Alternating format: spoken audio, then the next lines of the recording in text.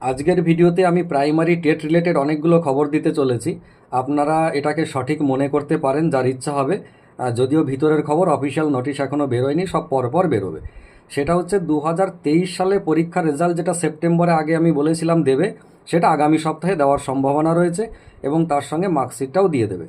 তারপরে 2022 সালে যারা পাশ করেছিল, এই 23 সালের পাশ করা প্রার্থীদের সাথেই কিন্তু ইন্টারভিউ হবে। এই ইন্টারভিউতে 2022-24 যারা ডিএলএড করেছে তাদেরকেও মান্যতা দেওয়া হবে। তারপরেই 2024 সালের পরীক্ষার নোটিফিকেশন বেরোবে জাস্ট পুজোর আগে আগে। এবং এই বছরই ডিসেম্বর মাসের 8 তারিখে যে পরীক্ষা হওয়ার কথা ছিল, সেটা হয়তো লাস্ট উইকে গতবারের মতো নিয়ে চলে যাবে। মানে ডিসেম্বরের লাস্ট উইকে 2024-এর প্রাইমারি টেটের পরীক্ষা হচ্ছে, তার নোটিফিকেশন পুজোর আগে আগেই দেবে। সেই হিসেবে আপনারা যারা প্রস্তুতি নেওয়ার তারা শুরু করে দিন। আর যারা আমার খবরটাকে সঠিক মনে করবেন, যারা মনে করবেন যে অফিসিয়াল নোটিফিকেশন না বেরোলে বিশ্বাস করব